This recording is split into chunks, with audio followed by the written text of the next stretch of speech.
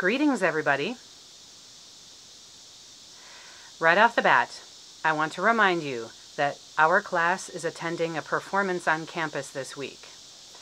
On Tuesday, September 29th from 6 to 7:30, please go to the Lincoln Park Student Center, room 120B, right there on the first floor, for a performance by Kit Yan. Kit Yan is being presented by the Center for Intercultural Programs at DePaul, and it's free.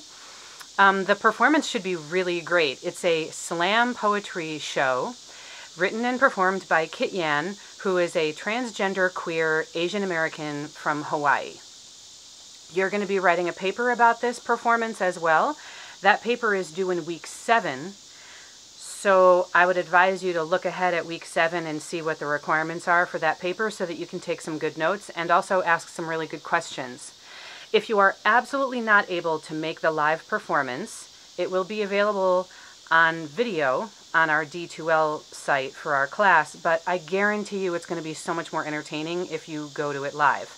Plus, I'm offering extra credit for discussion groups. If you get together with folks from your discussion group and go see the Kit Yan performance together and take a selfie and post it to the Dropbox marked extra credit, you will get extra credit points for meeting up with people from your class. This week, we are continuing our discussion of whiteness and its corresponding power structure, white supremacy.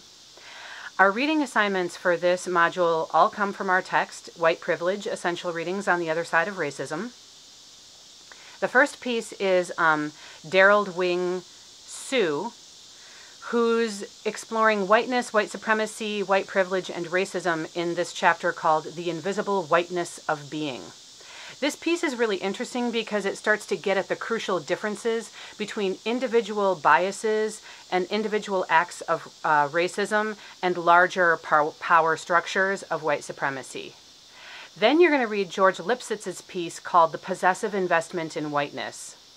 This concept of whiteness being a possession that folks are invested in and continue to invest in is a really interesting concept.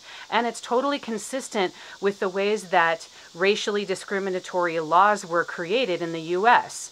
If whiteness is something that you can possess and other people don't possess it, then it makes sense in a capitalist framework that you would want to invest in it and continue making investments in that whiteness.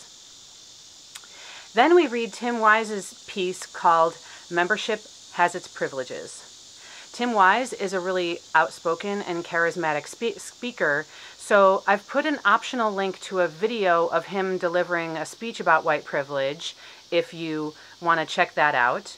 The video, link that I put up there is about 10 minutes long, but once you get to YouTube, you will see that there is plenty of Tim Wise on YouTube if you really want to go there with that.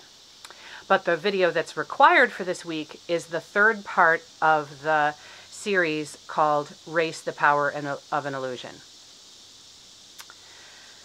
This week, your first paper is due. You can look at the D2L site for a complete description of the paper assignment, but basically what you're going to do is you're going to choose an article or a news event from a reputable news source, not Tumblr or some kind of random blog. And in your paper, you will analyze how whiteness and white supremacy is a significant factor in this news story, and then you'll use examples from in-class texts to back up your claims. Make sure that you refer to the syllabus on how to format papers, because good spelling, grammar, and writing mechanics are really important in this class, as well as good MLA formatting and including a list of works cited.